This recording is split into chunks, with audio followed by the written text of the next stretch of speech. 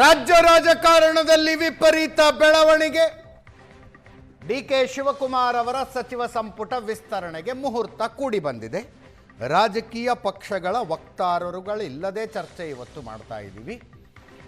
ಕೆಲವೊಂದಷ್ಟು ಅಂಶಗಳು ನಿಮ್ಮೆದುರಿಗೆ ಬರಲಿ, ಕೇವಲ ಅಭಿಪ್ರಾಯಗಳಲ್ಲ ಅನ್ನುವ ಕಾರಣಕ್ಕೆ. ನನ್ನ ಕೊಲೀಗ್ ಪ್ರಶಾಂತ್ ನಾಥು ಇದ್ದಾರೆ. ಪ್ರಶಾಂತ್, ಕಾರ್ಯಕ್ರಮಕ್ಕೆ ಸ್ವಾಗತ. ಶಂಕರ್ ಶೆಟ್ಟಿ, ಹಿರಿಯ ರಾಜಕೀಯ ವಿಶ್ಲೇಷಕರು ನಮ್ಮ ಜೊತೆಗಿದ್ದಾರೆ. ಕಾರ್ಯಕ್ರಮಕ್ಕೆ ತಮಗೂ ಕೂಡ ಸ್ವಾಗತ. ಆನಂದ ಬೈದನಮನೆ, ನಮ್ಮ ಪೊಲಿಟಿಕಲ್ ಬ್ಯೂರೋ ಚೀಫ್, ಜೊತೆಗೆ ಮಾರುತೇಶ್, ನಮ್ಮ ಕಾಂಗ್ರೆಸ್ ಬೀಟ್ನ ರಿಪೋರ್ಟರ್, ದೆಹಲಿಯಿಂದ ನಮ್ಮ ರಿಪೋರ್ಟರ್ ಮಂಜುನಾಥ್ ಇದ್ದಾರೆ. ಪ್ರಶಾಂತ್, ನಾಳೆ ಅಷ್ಟೊತ್ತಿಗೆ ಲಿಸ್ಟ್ ಮುಗಿಬಹುದು. ಗುರುವಾರ ಪ್ರಮಾಣ ವಚನ ಸ್ವೀಕಾರ ಆಗುವ ಸಾಧ್ಯತೆ. ಒಂದು ಫಾರ್ಮುಲಾ ಏನಾದ್ರು ಫಸ್ಟ್ ತೆಗಿತಾರ? ಫಾರ್ಮುಲಾ ತೆಗೆದು ಆಮೇಲೆ ಅದರಲ್ಲಿ ನೇಮ್ಗಳನ್ನು, ಹೆಸರುಗಳನ್ನು ಹಾಕ್ತಾ ಹೋಗೋದಾ, ಅಥವಾ ಹೆಸರುಗಳನ್ನು ಇಟ್ಕೊಂಡೇ ಚರ್ಚೆ ಆಗುತ್ತೆ ಅಂತ? ಅದಿತ್ತು. ಈಗಾಗಲೇ ಫಾರ್ಮುಲಾ ಏನು ಅಂತಕ್ಕಂಥದ್ದು ಕಳೆದ ಬಾರಿಯೇ ರಾಹುಲ್ ಗಾಂಧಿ ಸ್ಪಷ್ಟಪಡಿಸ್ಬಿಟ್ಟಿದ್ದಾರೆ. 12-6 ಅಂತಿತ್ತು, ಈಗ 10-10 ಅಂತ ರಾಜ್ಯ ನಾಯಕರು ಹೇಳ್ತಿದ್ದಾರೆ. ಹೀಗಾಗಿ ಇವತ್ತು ರಾತ್ರಿ 8 ಗಂಟೆಗೆ ಮಾತುಕತೆ ಕುಳಿತಾಗ ರಾಹುಲ್ ಗಾಂಧಿ ಕೆ ಸಿ ವೇಣುಗೋಪಾಲ್ ಕಡೆಯಿಂದ ಏನು ಹೇಳಿಸ್ತಾರೆ ಅಂತಕ್ಕಂಥದ್ದು ಭಾಳ ಮುಖ್ಯ. ಆಗ ಒಂದು ಫಾರ್ಮುಲಾಗೆ ಅರೈವ್ ಆಗ್ಬೋದು. ಓಕೆ. ಬಟ್ ಈಗ ಹೊಸಬರು ಒಂದಾಕ್ಷಣ ಮೊದಲ ಬಾರಿ ಗೆದ್ದವರು ಅಂತಕ್ಕಂಥದ್ದು ಅರ್ಥ ಅಲ್ಲ. ಎಸ್, ಫಸ್ಟ್ ಟೈಮ್ ಮಿನಿಸ್ಟರ್ ಆಗ್ತಿರ್ತಕ್ಕಂಥವ್ರು ಯಾರು ಅನ್ನೋದನ್ನು ನೋಡಬೇಕಾಗುತ್ತೆ. ಮೊದಲ ಬಾರಿ ಗೆದ್ದವರಿಗೆ ಒಬ್ಬರು ಅಥವಾ ಇಬ್ಬರಿಗೆ ಅವಕಾಶ ಸಿಗಬಹುದು ಅಂತಿದ್ದಾರೆ. It all depends. ಈಗ ಯಾವ ಹೆಸರುಗಳನ್ನು ಯಾರು ಒಯ್ದಿದ್ದಾರೆ, ಹೈಕಮಾಂಡ್ ಏನು ಮಾಡುತ್ತೆ.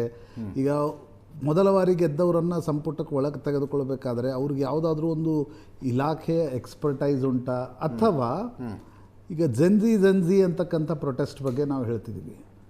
ಡಿ ಕೆ ಶಿವಕುಮಾರ್ ಮತ್ತು ಹೈಕಮಾಂಡ್ ಸೇರಿ ಇಲ್ಲ ಒಂದಿಬ್ಬರು ಜಂಜಿಗಳು ನಮ್ಮಲ್ಲೂ ಇರಬೇಕು ಅಂತಕ್ಕಂಥದ್ದನ್ನು, ಆ ಸಾಧ್ಯತೆಗಳನ್ನು ಕೂಡ ನೀವು ತಳ್ಳಿ ಹಾಕ್ಲಿಕ್ಕೆ ಸಾಧ್ಯ ಆಗಿಲ್ಲ. ನೋಡ್ಬೇಕು. ಈಗ ಇದ್ದಾರೆ ನಿಮ್ಮ ಚಾಮರಾಜನಗರ ಜಿಲ್ಲೆಯಲ್ಲೇ 2-3 ಜನ ಜಂಜಿ ಇದ್ದಾರೆ. ಓಕೆ ಮೊದಲ ಬಾರಿ ಗೆದ್ದವರಲ್ಲಿ. ಹೀಗಾಗಿ ಯಾವ ರೀತಿ ಚರ್ಚೆ ನಡೆಯುತ್ತೆ, ಯಾವ ರೀತಿ ಮಾತುಕತೆ ನಡೆಯುತ್ತೆ ರಾಹುಲ್ ಗಾಂಧಿ ಎದುರುಗಡೆ ಕುಳಿತಾಗ ಅಂತಕ್ಕಂಥದ್ದು.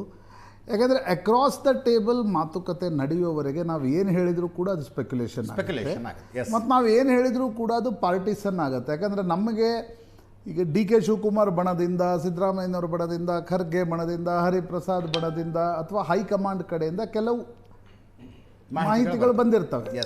ಬಟ್ ಅಕ್ರಾಸ್ ದ ಟೇಬಲ್ ಚರ್ಚೆ ಆಗುವವರೆಗೆ ಇದೇ ಆಗತ್ತೆ ಅಂತಕ್ಕಂಥದ್ದನ್ನು ನಾವು ಹೇಳಲಿಕ್ಕೆ ಸಾಧ್ಯ ಆಗಲ್ಲ. ಬಟ್ ಈ ಇಡೀ ಕಳೆದ 15 ದಿನಗಳಲ್ಲಿ ನೋಡ್ತಾ ಇರ್ತಕ್ಕಂಥ ಚರ್ಚೆಯನ್ನು ಗಮನಿಸಿದಾಗ ಕೆಲವು ಸರ್ಪ್ರೈಸ್ ಹೆಸರುಗಳು, ಕೆಲವು ಹೊಸದಾಗಿ ನೋಡಿ, ಪ್ರತಿ ಪಟ್ಟಿಯಲ್ಲೂ ಕೂಡ ನಿಮಗೊಂದು 25% ಹೊಸದಾಗಿ ಇದ್ದೇ ಇರ್ತವೆ ಎಲ್ಲ ಪೊಲಿಟಿಕಲ್ ಪಾರ್ಟಿಗಳ ನೀವು ಸಂಪುಟ ರಚನೆಯನ್ನು ನೋಡಿ. ಬಟ್ ಇದರಲ್ಲಿ ಯಾರು ಒಳಗಡೆ ಬರ್ತಾರೆ ಅಂತಕ್ಕಂಥದ್ದು ಇರೋ ಕುತೂಹಲ. ಯಾಕಂದರೆ 2013ರಿಂದ ಹೆಚ್ಚು ಕಡಿಮೆ ನೀವು ಈಗ 2004ರಿಂದ 6ರವರೆಗಿನ ಧರ್ಮಸಿಂಗ್ ಸರ್ಕಾರ ಏನಿತ್ತು, that was a different era. 2013ರಿಂದ ಹೆಚ್ಚು ಕಡಿಮೆ ಅವರೇ ಮಂತ್ರಿಗಳಾಗ್ತಾ ಹೋಗಿದ್ದಾರೆ. ಈಗ ಮಧು ಬಂಗಾರಪ್ಪ ಇವರೆಲ್ಲ ಬಂದರು ಸಂಪುಟದಲ್ಲಿ ಅನ್ನೋದು ಬಿಟ್ಟರೆ 2013ರಿಂದ 18ರಲ್ಲಿದ್ದವರೇ ಹೆಚ್ಚು ಕಡಿಮೆ ಸಂಪುಟಕ್ಕೆ ಬಂದು ಸೇರಿಕೊಂಡಿದೆ. ಈಗ ಡಿ ಕೆ ಶಿವಕುಮಾರ್ ಒಂದು ಜನ್ರೇಷನ್ ಶಿಫ್ಟ್ ಆದಮೇಲೆ ಹೊಸ ಹೆಸರುಗಳನ್ನು ನಾವು ಅದಕ್ಕೆ ಕರೆಸ್ಪಾಂಡಿಂಗ್ ಆಗಿ ತರಬೇಕು ಅನ್ನೋದನ್ನು ಹೈಕಮಾಂಡ್ ಹೇಳ್ತಾ ಇದೆ. ನಾವು ಬರೀ ಜನ್ರೇಷನ್ ಶಿಫ್ಟ್ ಮುಖ್ಯಮಂತ್ರಿ ಹೆಸರಿನಲ್ಲಿ ಮಾಡಿದರೆ ಆಗಲ್ಲ, ಮಂತ್ರಿಮಂಡಲದಲ್ಲೂ ಕೂಡ ಕೆಲವು ಹೊಸ ಹೆಸರುಗಳು ಬೇಕು. ಹಳೆಯ ಹೆಸರುಗಳನ್ನು ನಾವು ಬಿಡ್ತಾ ಹೋಗಬೇಕು ಅನ್ನೋದನ್ನು ರಾಹುಲ್ ಗಾಂಧಿ ಹೇಳ್ತಿದ್ದಾರೆ. ಅವರು ಕಾಂಗ್ರೆಸ್ ಹೈಕಮಾಂಡ್ನ ಡಿಸಿಷನ್ ಮೇಕಿಂಗ್ನಲ್ಲೂ ಕೂಡ ಅದೇ ರೀತಿಯಾಗಿರ್ತಕ್ಕಂಥ ಅಭಿಪ್ರಾಯ ಹೇಳಿದರು. ಅನೇಕ ಜನ ಬಂಡಾಯ ಕೂಡ ಇದ್ದರು. ಬಟ್ ಕರ್ನಾಟಕದಲ್ಲಿ ಇವತ್ತಿನ ಪರಿಸ್ಥಿತಿಯಲ್ಲಿ ನನಗೆ ಬಂಡಾಯದ ಸಾಧ್ಯತೆಗಳು, ಭಿನ್ನಮತದ ಬಹಿರಂಗ ಪ್ರಕಟೀಕರಣದ ಸಾಧ್ಯತೆಗಳು ತೀವ್ರವಾಗಿ ಕಡಿಮೆ ಅನ್ನಿಸ್ತವೆ. ಬಟ್ ಸಿದ್ದರಾಮಯ್ಯನವರು ಯಾವ್ಯಾವ ಹೆಸರುಗಳನ್ನು ಹಠ ಹಿಡಿದು ಒಳಗೆ ಹಾಕಿಸ್ತಾರೆ, ಯಾವ್ಯಾವ ಹೆಸರಿನ ಬಗ್ಗೆ ಹಠ ಹಿಡಿಯಲ್ಲ. ಡಿ ಕೆ ಶಿವಕುಮಾರ್ ಎಷ್ಟೊಂದು ಹಠ ಹಿಡಿತಾರೆ. ಕೊನೆಯ ಗಳಿಗೆಯಲ್ಲಿ ಖರ್ಗೆ ಅವರು ಯಾವ್ಯಾವ ಹೆಸರುಗಳನ್ನು ಕೆ ಸಿ ವೇಣುಗೋಪಾಲ್ ಮೂಲಕ ಸೇರಿಸ್ತಾರೆ. ಇದು ಕುತೂಹಲ. ಅದರ್ವೈಸ್ ಫಸ್ಟ್ ಲೀಸ್ಟಲ್ಲಿ ಏನು ಕುತೂಹಲ ಇತ್ತಲ್ಲ ಅಜಿತ್, ಅದೊಂದು ರೀತಿ ಬೇರೆ ಇತ್ತು. ಬಟ್ ಅದರಲ್ಲಿ ಯಾವುದೇ ಹೊಸ ಹೆಸರು ಬರಲಿಲ್ಲ. ಯತೀಂದ್ರ ಒಬ್ಬರು ನಿರೀಕ್ಷಿತ ಹೆಸರು ಬಂತು, ಅಷ್ಟು ಬಿಟ್ಟರೆ ದಟ್ ವಾಸ್ ಅದೊಂದು ರೀತಿ ನಿರೀಕ್ಷಿತವೇ. ಅದು ಸಿದ್ದರಾಮಯ್ಯನವರಿಗೆ ರಾಹುಲ್ ಗಾಂಧಿ ಕೊಟ್ಟಿರ್ತಕ್ಕಂಥ ಭರವಸೆ ಆಗಿ. ಹೀಗಾಗಿ ಅದರ ಬಗ್ಗೆ ಎಲ್ರಿಗೂ ಗೊತ್ತಿತ್ತು. ಬಟ್ 2ನೇ ಪಟ್ಟಿಯಲ್ಲಿ ಎಷ್ಟು ಹೊಸ ಹೆಸರುಗಳು ಬರ್ತವೆ, ಎಷ್ಟು purely on the basis of merit ಬರ್ತಾವ, ಅಥವಾ ಲಾಬಿಯಿಂಗ್ ಕಾರಣದಿಂದ ಒಳಗಡೆ ಬರ್ತಾವ. ಎಲ್ಲ ಸಂಪುಟ ಪುನಾರಚನೆಯಲ್ಲೂ ನಾವು ಹೆಸರುಗಳನ್ನು ಸ್ಪೆಕ್ಯುಲೇಟ್ ಮಾಡ್ತೀವಿ, ಒಂದಿಷ್ಟು ಅಚ್ಚರಿ ಬರ್ತವೆ. ಬಟ್ ಇಲ್ಲಿರುವ ಕುತೂಹಲ ಎಷ್ಟು ಹೆಸರುಗಳು, ಈಗ D K Shivakumar generation shift ಅಂತ ಬಂದಾಗ ಯಾವುದೇ ಲಾಬಿಯಿಂಗ್ ಇಲ್ಲದೆ ಯಾವುದಾದ್ರೂ ಹೊಸ ಹೆಸರು ಬರುತ್ತಾ, ರಾಹುಲ್ ಗಾಂಧಿ ಹಾಕಿಸ್ತಾರ, ಅದು ಭಾಳ ದೊಡ್ಡ ಕುತೂಹಲ. ಮಂಜು ಎಲ್ಲಿದ್ದೀರಿ ಈಗ? ಮೀಟಿಂಗ್ ಎಲ್ಲಿ? ಬರಬೇಕಾದವರೆಲ್ಲರೂ ದೆಹಲಿಯಲ್ಲೇ ಇದ್ದಾರಾ? ಸಿದ್ದರಾಮಯ್ಯನವ್ರು ಬಂದು ತಲುಪಿದ್ರ? ಮಗನ ತಿಥಿ ಕಾರ್ಯಕ್ಕೆ ಅಂತ ಮೈಸೂರಿಗೆ ಸ್ಪೆಷಲ್ ಫ್ಲೈಟ್ನಲ್ಲಿ ಬಂದವರು ಸಂಜೆ ತಲುಪಬೇಕಾಗಿದೆ. ಹೌದು ಅಜಿತ್, ಇನ್ನು ತಲುಪಬೇಕಾಗಿದೆ. ಅವರು ಉಳಿದಂಗೆ CM ಈಗ ಕರ್ನಾಟಕ ಭವನದಲ್ಲೇ ಇದ್ದಾರೆ. ಇನ್ನೊಂದು ಸ್ವಲ್ಪ ಹೊತ್ತಿಗೆ ಅವರು ಕೂಡ ಹೊರಡ್ತಾರೆ ಅನ್ನುವಂಥದ್ದು. 8 ಗಂಟೆಗೆ ಮೊದಲು ಇವರ ಮನೆಯಲ್ಲಿ KC ವೇಣುಗೋಪಾಲ್ ಅವರ ಮನೆಯಲ್ಲಿ ಸಭೆ ಆಗುತ್ತೆ. ಅಲ್ಲಿ ಅಂದರೆ 5 ಜನ ಪಾಂಡವರು ಇರ್ತಾರೆ ಅನ್ನುವಂಥದ್ದು. ಕರ್ನಾಟಕದಿಂದ 3 ಮತ್ತು ಇವರಿಬ್ಬರು ಕೂತು ಇನ್ನೊಮ್ಮೆ ಎಲ್ಲವೂ ಕೂಡ ಮೊನ್ನೆ ಕರ್ನಾಟಕಕ್ಕೆ ಬಂದ ಸಂದರ್ಭದಲ್ಲಿ ಒಂದು ಸುತ್ತಿನಲ್ಲಿ ಮಾತುಕತೆ ಆಗಿದೆ. ಅದನ್ನು ಹೊರತಾಗಿ ಈಗ ದೆಹಲಿಯಲ್ಲಿ ಕೂತು ಇನ್ನೊಂದು ಚೇಂಜಸ್ ಏನಾದರೂ ಹೇಳಿದ್ರೆ ಅದು ಕೂಡ ಆಗುತ್ತೆ ಅನ್ನುವಂಥದ್ದು. ಸುಮಾರು 1 ಅಥವಾ 2 ತಾಸು ನಡೀಬಹುದು ಈ ಸಭೆ ಅಂತ ಹೇಳ್ತಾ ಇದ್ದಾರೆ. ಇದಾದ ಬಳಿಕ ಅಂತಿಮ ಮುದ್ರೆ ಬೀಳಬೇಕಾಗಿರುವಂಥದ್ದು ಅದು ಖರ್ಗೆ ಹಾಗೂ ರಾಹುಲ್ ಗಾಂಧಿ ಅವರ ಸಮ್ಮುಖದಲ್ಲಿ. ಹಾಗಾಗಿ ಅದು ಇವತ್ತೇ ಆಗುತ್ತಾ, ಈ ಅಂತಿಮ ಮುದ್ರೆ ಬೀಳುವಂಥದ್ದು ಅದು ನಾಳೆ ಆಗುತ್ತಾ ಅನ್ನುವಂಥದ್ದು ಇನ್ನಷ್ಟೇ ಗೊತ್ತಾಗಬೇಕಾಗಿದೆ. ಇವತ್ತಿನ ಸಭೆಯ ಮೇಲೆ ಗೊತ್ತಾಗುತ್ತೆ.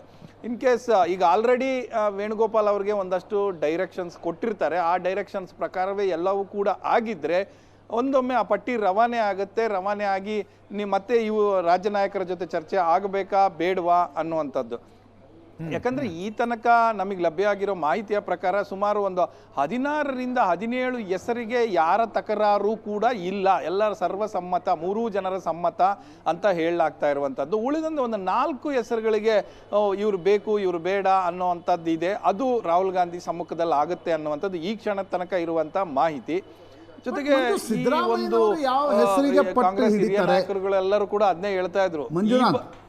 ಮಂಜುನಾಥ್, ಸಿದ್ದರಾಮಯ್ಯನವರು ಯಾವ ಹೆಸರಿಗೆ ಪಟ್ಟು ಹಿಡಿತಾರೆ? ಪ್ರಶಾಂತ್ ಹೇಳಿ. ಈಗ ನಿನ್ನೆ ಸಿದ್ದರಾಮಯ್ಯನವರಲ್ಲಿದ್ದರು, ಸಿದ್ದರಾಮಯ್ಯನವರ ಬೆಂಬಲಿಗರನ್ನು ನೀವು ಮಾತಾಡ್ಸಿರ್ತೀರಿ. ಸಿದ್ದರಾಮಯ್ಯನವರು ಯಾವ್ಯಾವ ಹೆಸರಿಗೆ ಪಟ್ಟು ಹಿಡಿತಾರೆ, ಯಾವ ಹೆಸರು ಒಳಗಡೆ ಬರದಂತೆ ತಡಿಬೇಕು ಅಂತ ಸಿದ್ದರಾಮಯ್ಯನವರ ಮನಸ್ಸಿನಲ್ಲಿದೆ, ಅದೇನಾದರೂ ಗೊತ್ತಾಯ್ತಾ?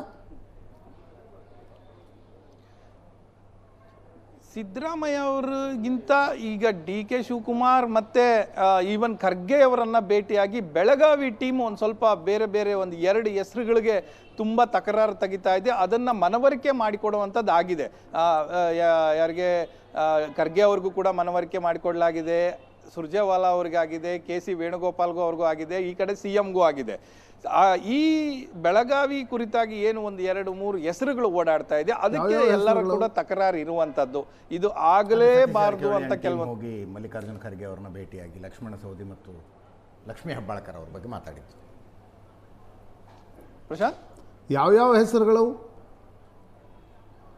ಪ್ರಶಾಂತ್ ಏನ ಅದೇ ಸತೀಶ್ ಜಾರಕಿಹೊಳಿ ಅವರು ಕೆಲವರು ಅವ್ರದ್ದು ಟೀಮ್ ಏನಿದೆ ಅವರೊಂದಷ್ಟು ಹೆಸರುಗಳಿಗೆ ಬೇಡ ಬೆಳಗಾವಿಯಿಂದ ಆಯ್ಕೆ ಆಗುವಂಥವ್ರಿಗೆ. ಈಗ ಆಲ್ರೆಡಿ ಆಗಿದೆ ಅನ್ನೋವಂಥ ಕೋಟದಲ್ಲಿ ಕೆಲವರು ಇದ್ದಾರೆ, ಅವರು ಬೇಡ ಅನ್ನುವಂಥದ್ದು ಹೇಳ್ತಾ ಇರುವಂಥದ್ದು. ಇನ್ನೊಂದಷ್ಟು ಜನ ಬೆಳಗಾವಿ ಭಾಗದ ಶಾಸಕರೇ ಏನೋ ಖರ್ಗೆ ಅವರನ್ನು ಮೀಟ್ ಆದಂಥ ಸಂದರ್ಭದಲ್ಲಿ ಒರಿಜಿನಲ್ ಆಗಿ ನಮಗೆ ನಾವು ಇಷ್ಟು ವರ್ಷ ದುಡ್ದಂಥವ್ರು ಇದ್ದೇವೆ, ನಮಗೆ ಕೊಡಿ, ನಿನ್ನೆ ಮೊನ್ನೆ ಬಂದವರಿಗೆ ಬೇಡ, ಯಾರಿಗೆ ಏನಾದರೂ ಭರವಸೆಗಳು ಕೊಟ್ಟಿದ್ರೆ ಈ ಸಂದರ್ಭದಲ್ಲಿ ಬಳಸ್ಕೋಬೇಡಿ, ಹಂಗಾದ್ರೆ ನಾವು ಇಷ್ಟು ದಿನ ನಾವು ಶಾಸಕರಾಗಿ ಪಕ್ಷದಲ್ಲೇ ಕೆಲಸ ಮಾಡಿದ್ದೀವಿ, ನಮ್ಮ ಕುಟುಂಬಸ್ಥರೆಲ್ಲರೂ ಕೂಡ ಕೆಲಸ ಮಾಡಿದ್ದಾರೆ, ಸೊ ಇಂಥ ಹೊತ್ತಿನಲ್ಲಿ ನಮಗೆ ಅವಕಾಶ ಕೊಡಿ, ಬೇರೆಯವ್ರಿಗೆ ಕೊಡಬೇಡಿ ಅನ್ನುವಂಥದ್ದು ಕೂಡ ಕೆಲವು ಹೆಸರುಗಳನ್ನು ಹೇಳಿ ಬಂದಿದ್ದಾರೆ ಅನ್ನುವಂಥ ಮಾಹಿತಿಗಳಿದೆ. ಸೊ ಅಂದ್ರೆ ಸತೀಶ್ ಜಾರಕಿಹೊಳಿ ಅವರಿಗೆ ಸಿದ್ದರಾಮಯ್ಯನವರ ಬೆಂಬಲ ಮತ್ತು ಆಶೀರ್ವಾದ ಇರುವ ಸಂದರ್ಭದಲ್ಲಿ ಅವರ ಮಾತು ಹೆಂಗೆ ನಡೀತಾ ಇತ್ತು, ಈಗ ಹೆಂಗೆ ನಡೆಯುತ್ತೆ ಅನ್ನೋದೊಂದು ಕುತೂಹಲ ಇದೆ.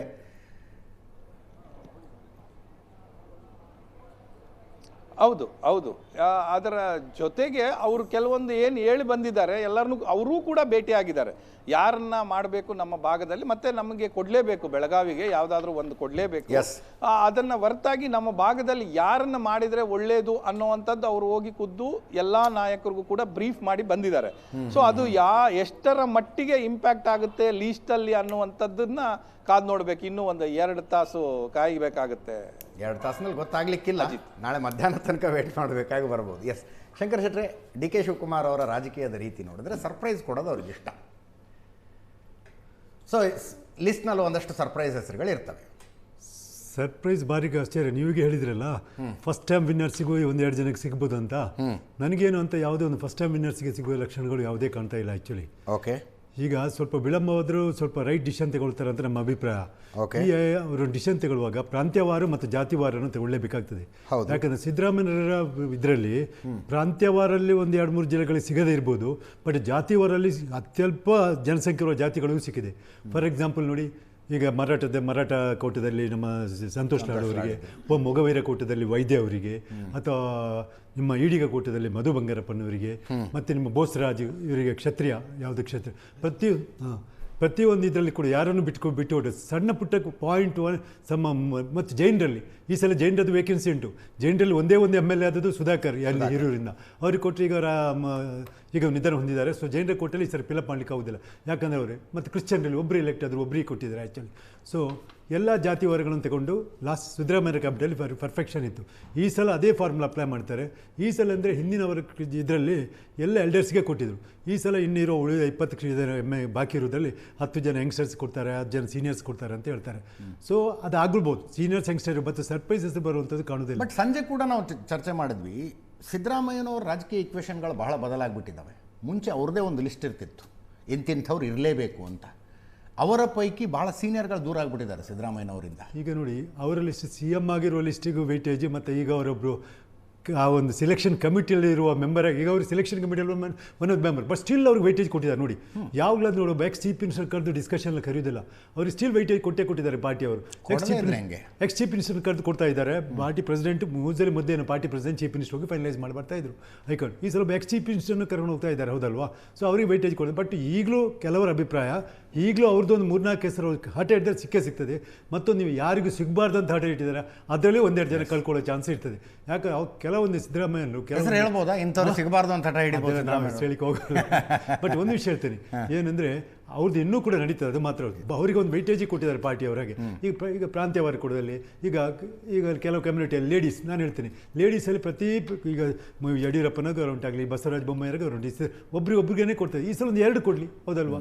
ಒಂದೇ ಲೇಡೀಸ್ಗೆ ಅವರು ಆಲ್ಮೋಸ್ಟ್ 48% ಪಾಪ್ಯುಲೇಷನ್ ಇರುವಂಥವರಿಗೆ ಒಂದು ಕೂಡ ಖಂಡಿತವಾಗಿ ಮಹಿಳೆಯರಿಗೆ ಒಂದು ಇದು ಲಕ್ಷ್ಮೀ ಹೆಬ್ಬಾಳ್ಕರ್ ಬೈ ಡಿಫಾಲ್ಟ್. ಇನ್ನೊಬ್ರೀಗ ನಿಮ್ಮ ಆರತಿ ಕೃಷ್ಣ ಅಂತ ಇದ್ದಾರಲ್ಲ, ಅವ್ರದ್ದು ಎಷ್ಟು ಜೋರಾಗಿ ಓಡ್ತಾ ಉಂಟು ಆ್ಯಕ್ಚುಲಿ. ಅಥವಾ ನಿಮ್ಮ ದಲಿತ ಕೋಟದಲ್ಲಿ ಏನಾದರೂ ಇದು ಕಡೆ ಬೇರೆ ಮೋಟಮ್ಮನವರ ಮಗಳಿಗೆ ಕೊಡ್ತಾರೆ, ಇವರು ಮುನಿಯಪ್ಪನವರ ಮಗಳಿಗೆ ಕೊಡಲಿಕ್ಕಿಲ್ಲ, ಯಾಕಂದರೆ ಆಲ್ರೆಡಿ ತಂದೆ ಮಿನಿಸ್ಟರ್ ಆಗಿದ್ದಾರೆ. ಹಾಗೆ ಒಂದು 2 ಕೊಡಲಿ ಲೇಡೀಸ್ನವ್ರು. ಮತ್ತು ಯಂಗ್ಸ್ಟರ್ಸ್ ಅಂತ ಒಂದು ಯಂಗ್ಸ್ಟರ್ಸ್ಗೆ ಕಾಣೋದಿಲ್ಲ ಆ್ಯಕ್ಚುಲಿ. ಕೆಲವು ಯಂಗ್ಸ್ಟರ್ಸ್ಗೆ ಕೊಡಬೇಕು. ಯಾಕೆ ಯಂಗ್ಸ್ಟರ್ಸ್ ಅಂದರೆ ಬೆಂಗಳೂರು ಸುತ್ತಮುತ್ತ ಇರೋರು ಮಾತ್ರ. ಈಗ ಶರತ್ ಬಚ್ಚೇಗೌಡ ಈಸ್ ಯಂಗ್ಸ್ಟರ್, ಅವರು ಫಸ್ಟ್ ಟೈಮ್ ಅಲ್ಲ, ಸೆಕೆಂಡ್ ಟೈಮ್ MLA ಶರತ್ ಬಚ್ಚ. ನಿಮಗೆ ನಂಗೆ ಗೊತ್ತಿಮಟ್ಟೆ ಫಸ್ಟ್ ಟೈಮ್ MLA ಆಗೋರು ಯಾರೂ ಮಿನಿಸ್ಟರ್ ಆಗೋ ಲಕ್ಷಣಗಳು ಯಾವುದಂತೂ ಕಾಣ್ತಾ ಇಲ್ಲ. ಬಟ್ ಡಿಫೆಕ್ಟ್ ಆಗಿ ಬಂದವರಿಗೆ ಕೊಡಬೇಕು. ನೋಡಿ, BJP ಅವರು ಯಾವಾಗಲೂ ಯಾವ ಪಾರ್ಟಿಯಿಂದ ಬಂದರೆ, ಇವನ್ ಇನ್ನು ಮೋದಿ ಗೌರ್ಮೆಂಟ್ ಹೇಳ್ಸಿ ಬೇರೆ ಪಾರ್ಟಿಯಿಂದ ಫಸ್ಟೇ ಅವ್ರಿಗೆ ಅವಕಾಶ ಕೊಟ್ಬಿಡ್ತಾರೆ. ಇಲ್ಲಿ ನೋಡಿ, ಈಗ ಸವದಿ ಮತ್ತು ಶಿವಲಿಂಗೇಗೌಡ ಇದ್ದಾರೆ, ಬೇರೆ ಪಾರ್ಟಿಯಿಂದ ಬಂದು. ಜಗದೀಶ್ ರಾಜ್ಯ BJP ಹೇಳೋದಾದ್ರೆ ಅವ್ರು ಬೇರೆ ಪಾರ್ಟಿಯಿಂದ ಬಂದಿದ್ದಕ್ಕೆ ಇವರು ಅಧಿಕಾರಕ್ಕೆ ಬಂದಿದ್ದಾರೆ. ಇಲ್ಲಾಂದರೆ ಕೆಲವೊಂದು ಸಂದರ್ಭ ಇಲೆಕ್ಷನಲ್ಲಿ ಗೆದ್ದು, ಫಸ್ಟ್ ಟೈಮ್ ಇಲೆಕ್ಷನಲ್ಲಿ ಗೆದ್ದು ಬೇರೆ ಪಾರ್ಟಿಯಿಂದ ಬಂದು, ಫಸ್ಟ್ ಟೈಮ್ ಇಲೆಕ್ಷನ್ ಬಂದು ಮೆಜಾರಿಟಿ ಬಂದು ಆ ಟೈಮಲ್ಲಿ ಸಹ ಮಾಡಿದ್ದು ಉಂಟು ಆ್ಯಕ್ಚುಲಿ, ಇಲ್ಲ ಅಂತಿಲ್ಲ. ಅದನ್ನು ಪರ್ಫೆಕ್ಟ್ ಇಲ್ಲ, ಅದು ಬಿಕಾಸ್ ಆಫ್ ಗೌರ್ಮೆಂಟ್ ಬಂದು ಆಗ ಕೊಡಲೇಬೇಕು, ಅದಕ್ಕೇನು ಇದೇ ಇಲ್ಲ, ಅಭ್ಯಂತರನೇ ಇಲ್ಲ.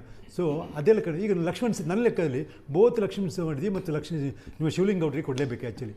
ಅವ್ರನ್ನ ಕರ್ಕೊಂಡು ಬಂದದ್ದೇ ನಿಮಗೆ ಯಾರು ಶಿವಲಿಂಗೇಗೌಡರನ್ನು ಕರ್ಕೊಂಡು ಬಂದದ್ದೇ ನಿಮ್ಮನ್ನು ಮಿನಿಸ್ಟರ್ ಮಾಡ್ತಾರೆ ಅಂತೇಳಿ. ಇಲ್ಲ ಹಾಸನದಲ್ಲಿ ಅವರು ಸೇಫ್ ಸೀಟಲ್ಲಿ ರಿಸ್ಕ್ ತಗೊಳ್ಳಿಕ್ಕೆ ಹೋದ್ರು ಅವರು, ಹೌದಲ್ವಾ? ಅವ್ರು JIDS ಅಲ್ಲಿ ಭಾರಿ ಈಸಿ ವಿನ್ ಆಗ್ತಿದ್ರು ಅಂತ ಟೈಮಲ್ಲಿ.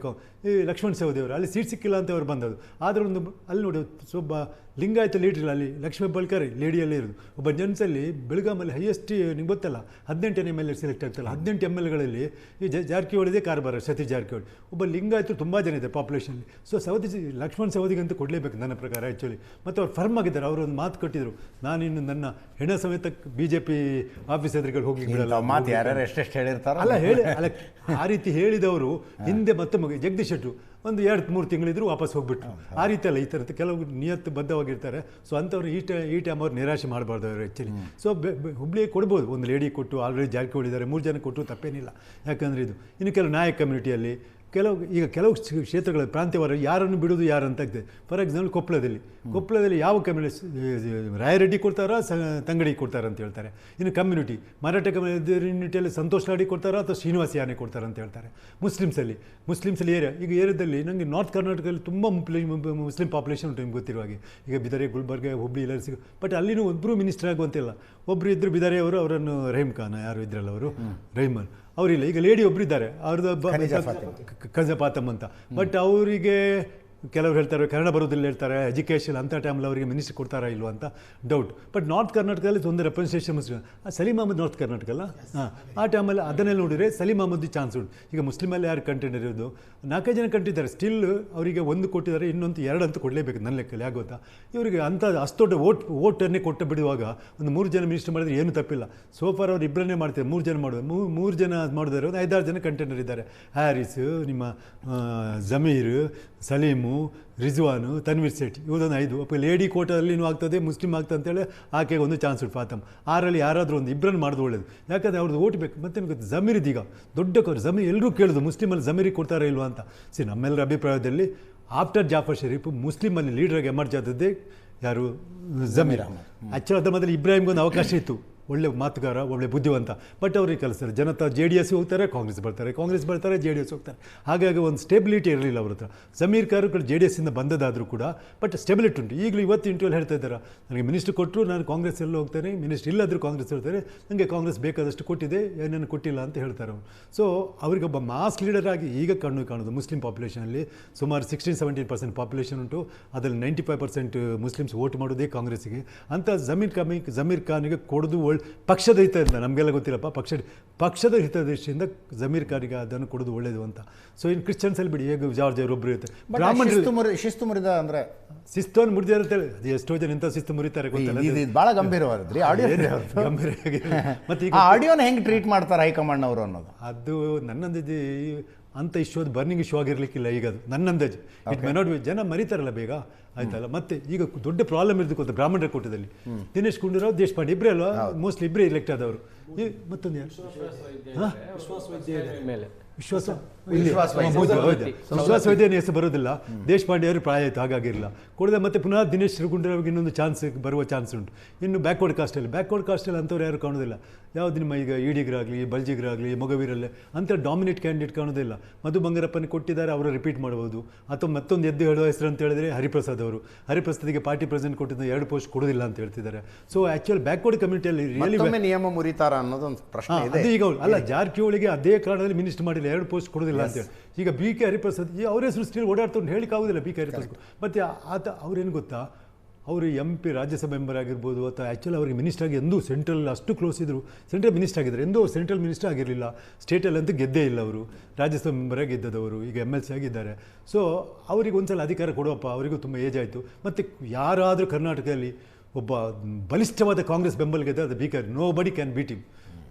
ಅಷ್ಟೊಂದು ಬಲಿಷ್ಠವಾಗಿ ಬೆಂಬಲ ಇರುವಂತ ಹೇಳಿದ್ರೆ ಒಂದು ಆ ಕಾಂಗ್ರೆಸ್ ಪ್ರಿನ್ಸಿಪಾಲ್ಗೆ, ಇದು ಉದ್ದೇಶಗಳಿಗೆ ಅಷ್ಟೊಂದು ಫರ್ಮ್ ಆಗಿ ಬಿಲೀವ್ ಮಾಡುವರು ಅಂದರೆ ಅದು ನನ್ನ ಲೆಕ್ಕದಲ್ಲಿ ಕನ್ನಡ BK ಹರಿಪ್ರಸಾದ್. ಸೊ ಅದೆಲ್ಲ ಪ್ಲಸ್ ಪಾಯಿಂಟ್ ತೆಗೆದುಕೊಂಡು ಅವ್ರಿಗೆ ಕೊಟ್ಟರು ಆಶ್ಚರ್ಯ ಇಲ್ಲ ಆ್ಯಕ್ಚುಲಿ. ಯಾಕೆ ಬಟ್ ಅದೇ ಒಂದು ಅವ್ರಿಗೆ ಹಿಂಡ್ರೆನ್ಸ್ ಅಂದರೆ ಪಾರ್ಟಿ ಪ್ರೆಸಿಡೆಂಟ್ ಆ್ಯಂಡ್ ಇದ್ದಾಗ. But party president is much more than the ಇವರ ಮಿನಿಸ್ಟರ್ ಬಿಡಿ ಆ್ಯಕ್ಚುಲಿ. ಸೊ ಈ ರೀತಿ ಒಂದು ಕುತೂಹಲ. ನನ್ನ ಅಂದಾಜು ನೀವು ಹೇಳಿದಾಗೆ ನನಗೆ ತುಂಬ ಶಾಕ್ ಆಯಿತು, ಏನೋ ಹೊಸಬ್ರು ಫಸ್ಟ್ ಟೈಮ್ MLA ಕೊಡ್ತಾರೆ ಅಂತೇಳಿ. First time MLA doubt.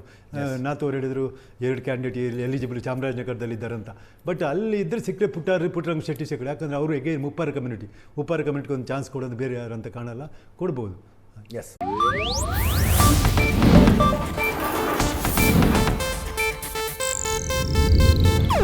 ಇದು ಏಷ್ಯಾನೆಟ್ ನ್ಯೂಸ್ ನೆಟ್ವರ್ಕ್ ಪ್ರಸ್ತುತಿ.